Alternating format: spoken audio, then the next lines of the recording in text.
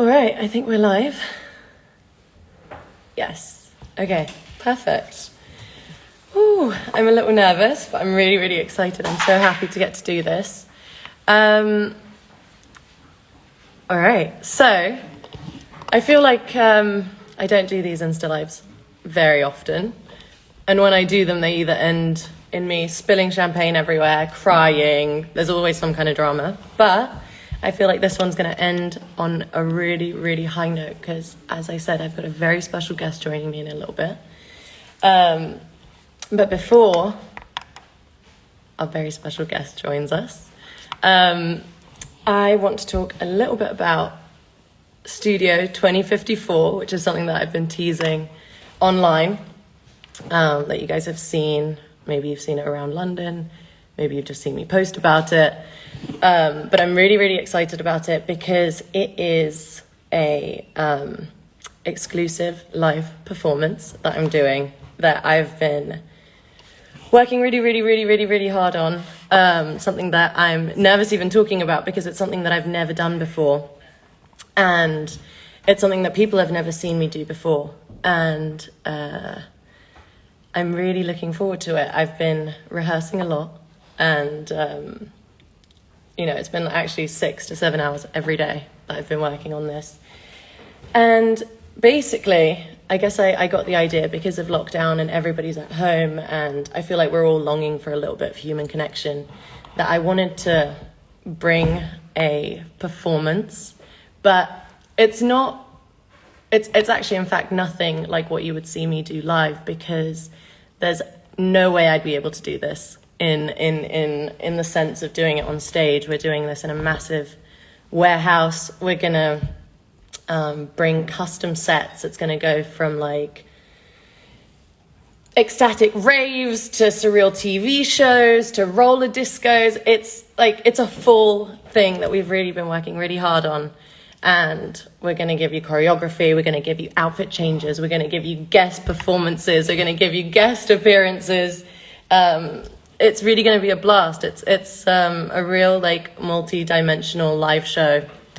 And I'm really, really excited. It's something, for me it's really unique to be able to have a whole month to just rehearse nonstop. I've been dancing my ass off. So for those of you that want to come and see me really, really, really, really work my ass off, it's going to be lots of fun. And I'm so excited. I actually haven't been excited for something like this in a really long time. And I'm also, alongside that, I'm performing songs that I've never performed before.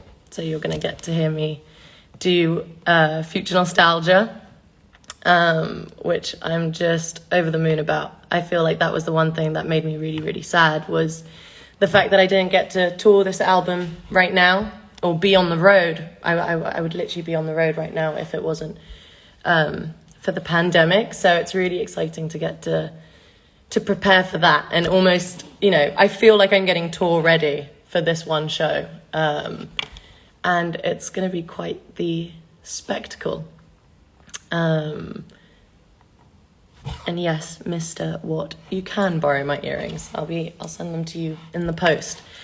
And finally, I guess before I introduce my wonderful guest, just to kind of round it off, this is, not a live performance. It's more like a theatre performance. It's more like somebody giving me the reins and letting me have my own TV show and doing it all live. And alongside that, it's just like a live music video that you can all be a part of. I wanted it to be something really special because obviously we can't have an audience, but we really, really, really want to bring the party to you, something that I want you to expect the unexpected, because it's... even when I talk to my friends about it, everyone's like, what are you talking about? Like, is that really what's going to happen? And I'm just, I'm excited to see what you guys think. So the show will be streaming November 27th, and the tickets go on sale on the 30th of October. They're about £8.99. And then I think we're going to sell some for 15 quid as well, where you'll get like a little bundle and some like extras and some fun bits. But you can find all of that out on dualipa.com. You can find that out also on Live Now, where the show will be streaming, and also Ticketmaster. So I am really excited about that. So now I am going to invite my very, very, very special guest, a man who needs no introduction, a legend, an icon, Sir Elton John. Now, I'm going to wait and see once the request comes through.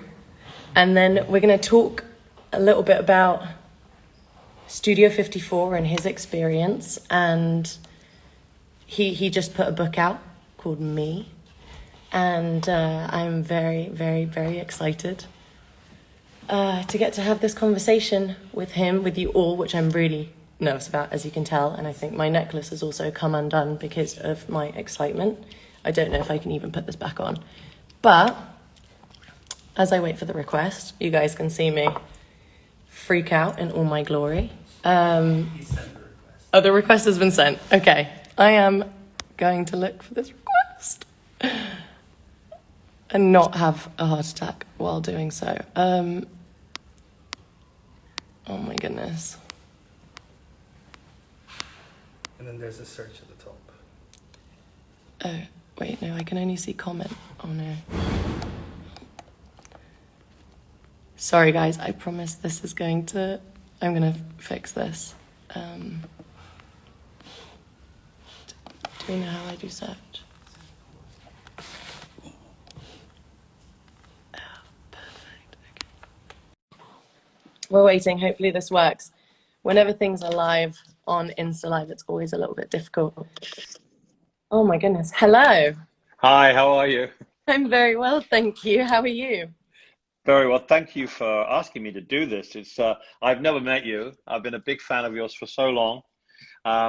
Before you start interviewing me, I'm just going to tell you that you probably made one of the greatest albums of the year, Future Nostalgia. And the thing about Future Nostalgia was it caught the zeitgeist of what people wanted. They wanted something up. They wanted something fun. And every track on the album is fantastic. And it's just, you know, we don't stop playing it here. My boys love it. David loves it. And I just want to congratulate you because you were the first out there. Gaga came, and then there was a Jessie Ware record, and then there's a Rosin Murphy. But you were out there in the zeitgeist. You got this album out first, and it's been a huge album. I think you have had 3 major hits on it already. And Levitating is, which is my favorite track, by the way, Wow.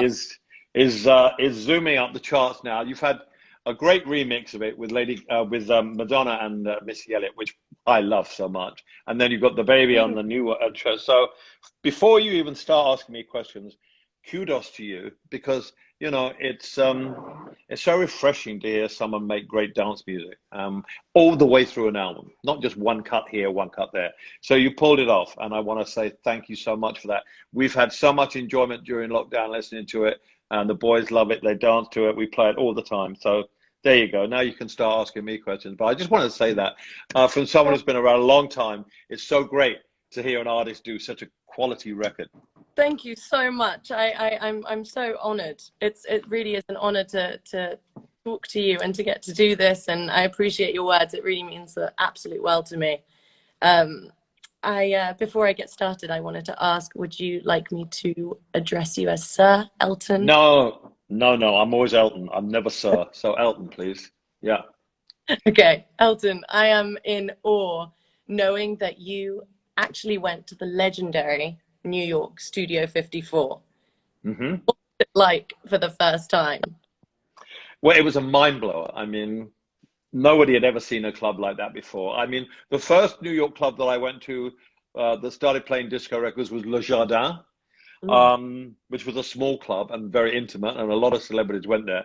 But Studio 54 was it was an occasion. I mean, it was a huge place. I mean, it's a theater now, but it was an enormous place with, it used to be a theater and a cinema or whatever, because it had an upstairs balcony, it had a huge dance floor, and everybody dressed up to go there. It was a glamorous thing. I mean, a lot of people couldn't get in. I mean, people like me were let in, but there were people queued up, and the guy said yes, no, yes, no. So it was pretty discriminatory. I don't know if they get away with it these days, but it was amazing because you know what?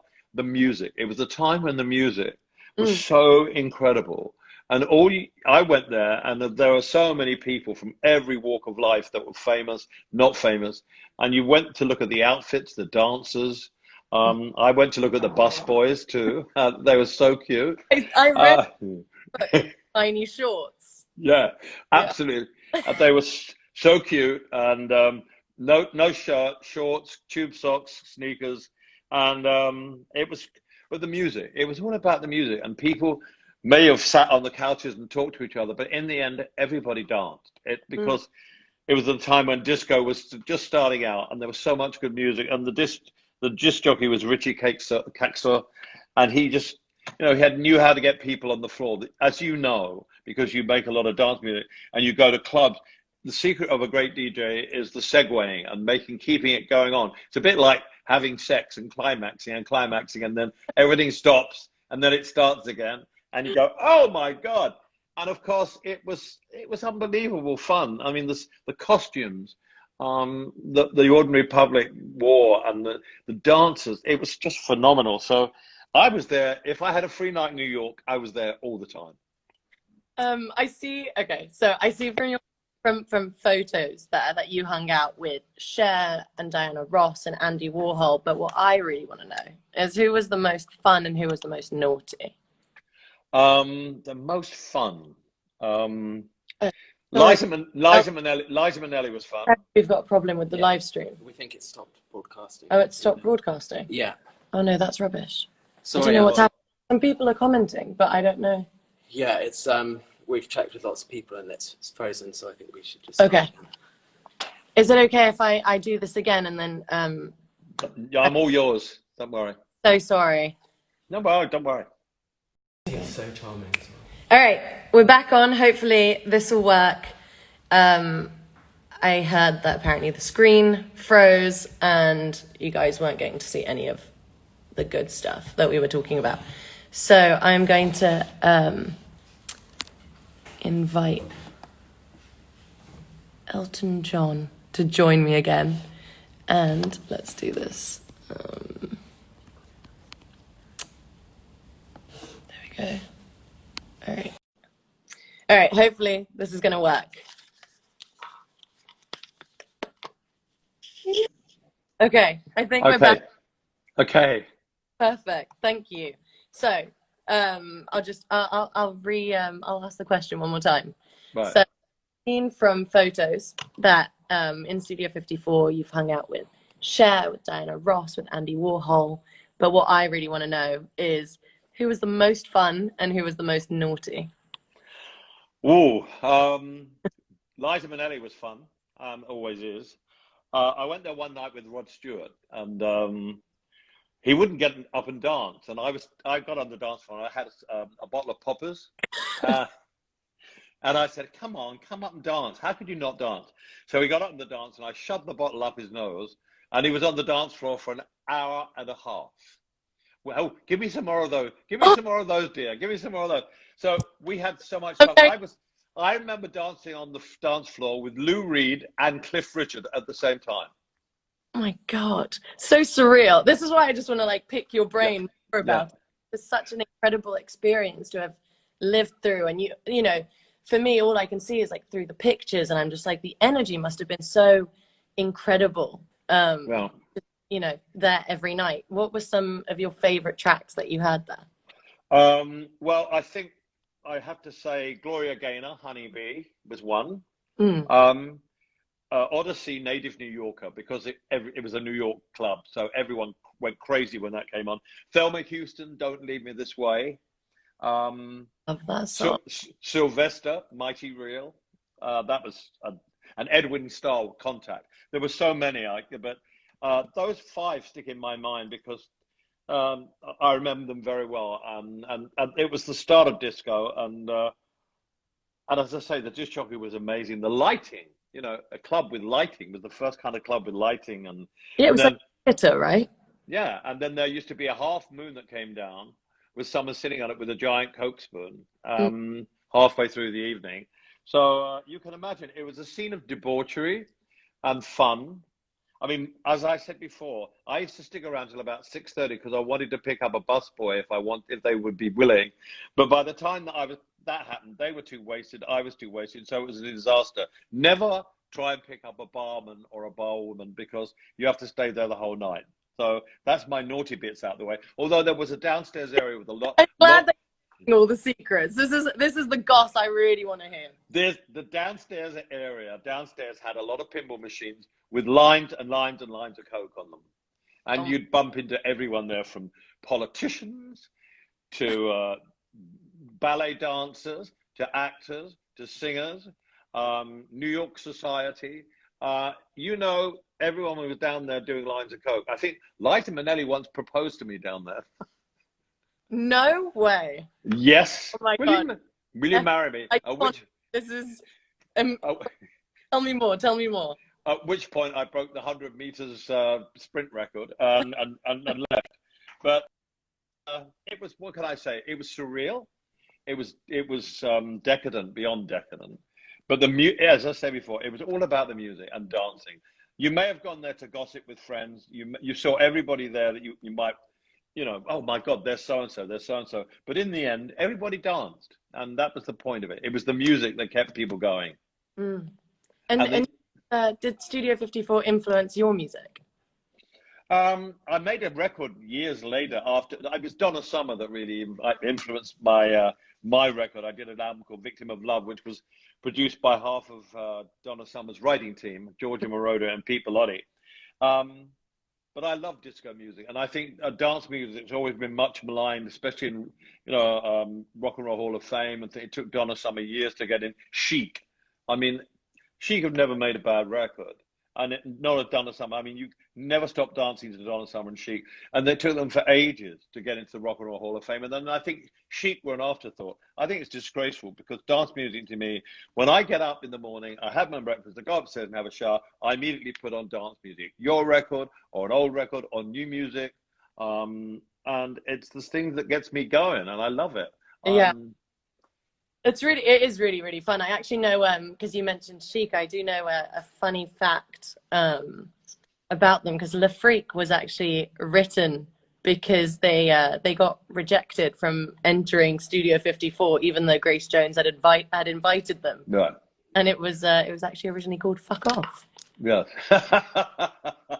Well, Grace Jones was always at Studio 54. I didn't see her perform there. She performed there. But I've seen her perform at many, many things. She performed at our Oscar party once, and she's one of the great characters of life. And of course, a lot of her records were played at Studio 54 as well. They were great records. I think Blondie, Heart of Glass, stuff like that.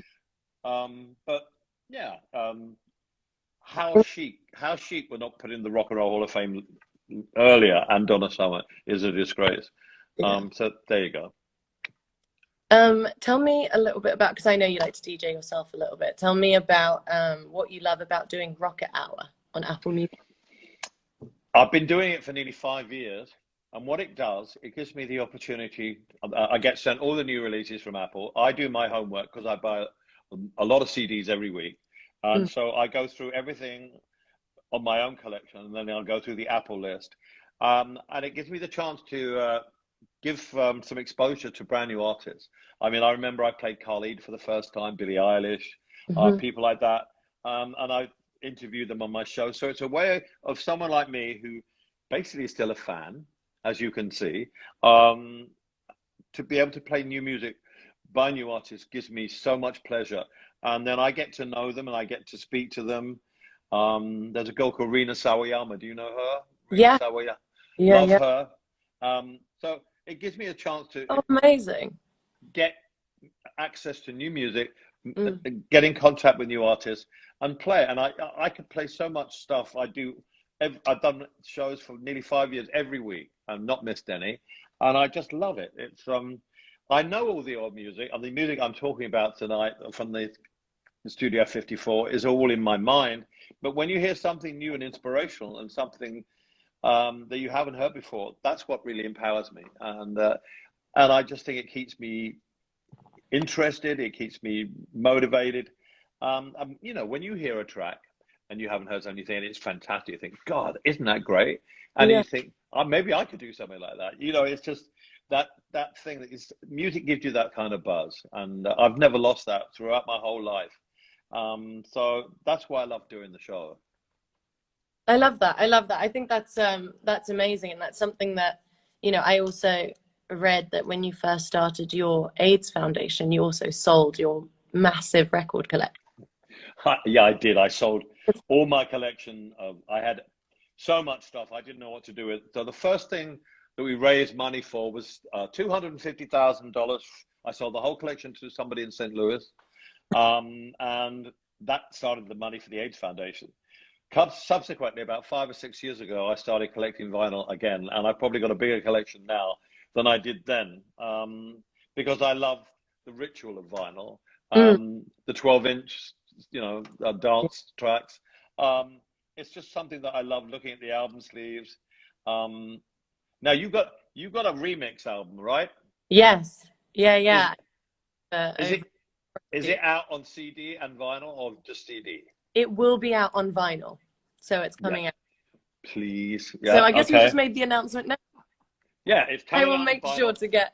Yeah. No, I buy everything. Don't send me it, I will buy it. But no, yeah, so I've recollected all the vinyl, and it's just wonderful. And so I don't know, it's just a ritual. You sit there looking at the album cover, you watch the record go round, you put the needle on it and think, how does this work? And it's the same from when I was a little boy, and Yeah. we had 78 RPMs, and I could never figure out how the music came out of the needle into the speaker. So I've never lost that love of vinyl. And now, of course, vinyl is outselling CDs in America. So Well, it's wonderful. now because CDs are kind of, it's like a dying format, isn't it? Uh, But yeah, but being a yeah, vinyl, like a piece of history, and it looks so pretty, and you want to have it in your house, and it's always yeah, fun to have a record player. exactly. So we might not be able to hang out in Studio 54 anymore, sadly. Right. But I know that you still throw some of the best parties, from your Oscars viewing party to your midsummer party, and it's all for a really good cause. Tell me some of your favorite moments from that, and also how I could get an invite.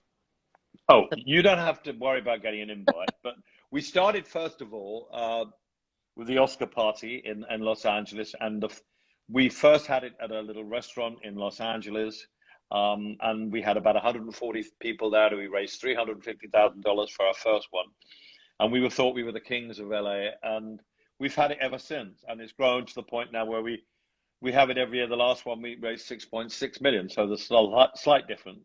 But we have live people performing every year. We've had Grace Jones, we've had last year we had Sam Fender, we've had St. Paul and the Broken Bones, we've had John Legend, we've had great who else, David? Chic. In the early days, Nelly Furtado, John Mayer. God, we've had so many wonderful people. I know. It's incredible. The Killers, 2 years ago, the Killers did it. So and people love the fact that they have live music after the awards are all over and done with. Clear away the tables, and make room for people to dance, and just have a live band there, and it's really, really wonderful. It's And incredible. And and the, done with it is amazing. I mean, now I know that you've made about $450 million. yeah, It's done. yeah, we've raised $450 million so far from a small organization. We had Florence and the Machine, and every act that comes on, I go and sing with them. So it's fun for me because I have to do someone else's song. So that's fun. And then when we started having the summer ball at our house in Windsor, where I am now, we started off with about 3 or 4 different people in the first year. And then we had Dionne Warwick and Burt Bacharach. We've had the Beach Boys, Brian Wilson. We've had Lady Gaga. We've had Donna Summer, Barry Manilow, and me. We've had Take That. We've had Justin Timberlake, Coldplay, Patti LaBelle, God knows. It's Chic, of course. I mean, you can't fail with Chic. They just, if Yeah. you can't dance to Nile Rodgers and Chic. You can't dance to anything. So it's a fun night, and we've raised a lot of money from that, and it's gotten smaller over the years. So we switched it indoors now to a smaller place, and we've had Joan Baez and Annie Lennox, Andrea Bocelli, and so me. It's an event, and you won't replicate that. It's not on film. It's not televised. So it's just people who pay the ticket. They'll never see that again. Yeah. So and you can't see it anywhere else. So that's the whole point of it, you know. Yeah, absolutely. And obviously one of the key aims of the foundation that really resonates with me is to end the stigma that exists around AIDS.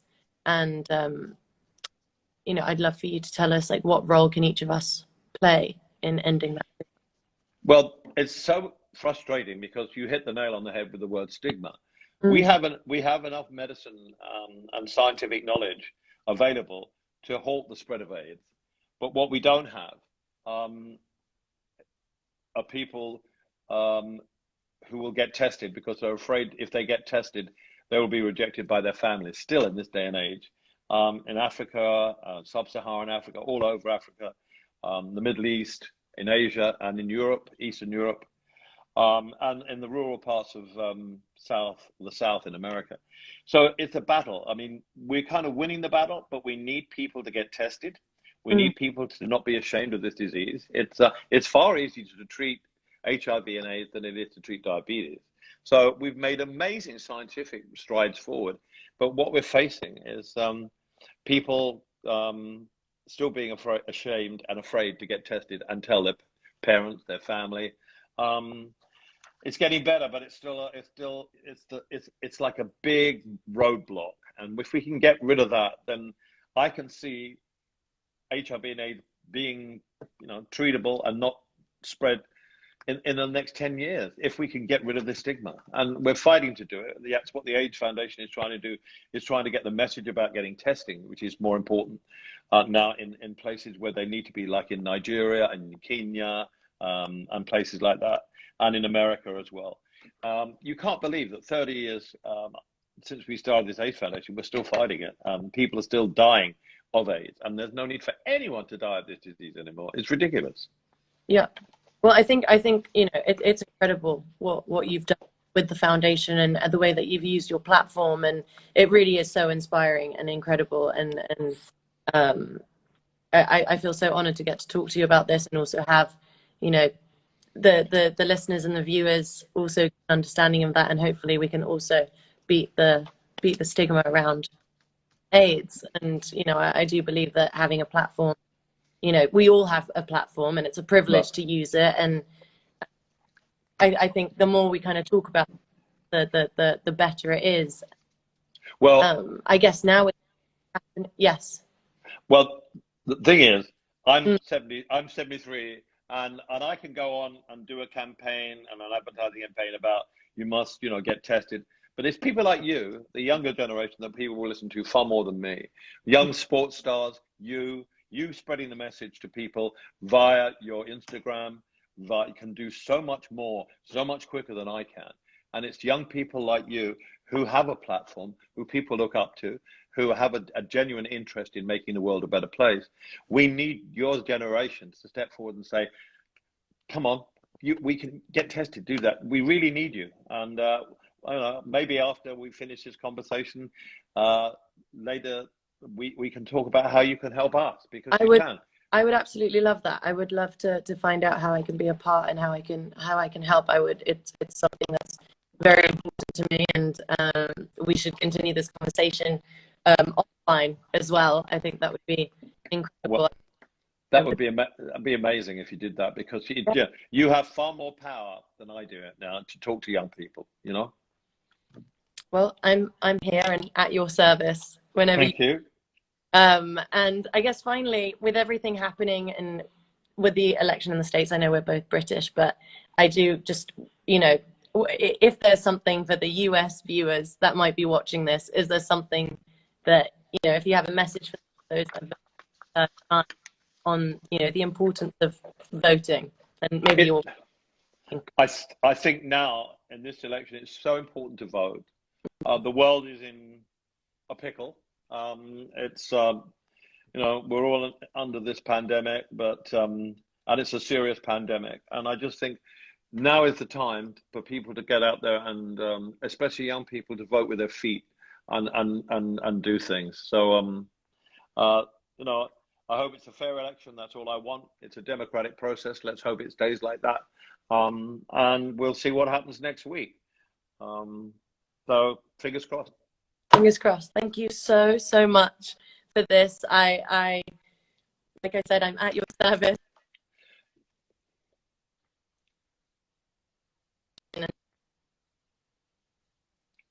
I'm so excited about, and to talk a little bit about my live stream and get to have this with you. Thank you so much. And well, one more thing. Person, yes, please. That's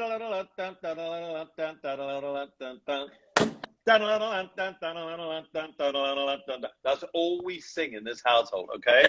From it's just the best. Thank you for that. For the best. Thank you for so much. Thank you for asking me, okay? That has made my life. Okay. What an honor. Take care. Love you. Take care. Love you. Love you. Okay. Bye. Bye.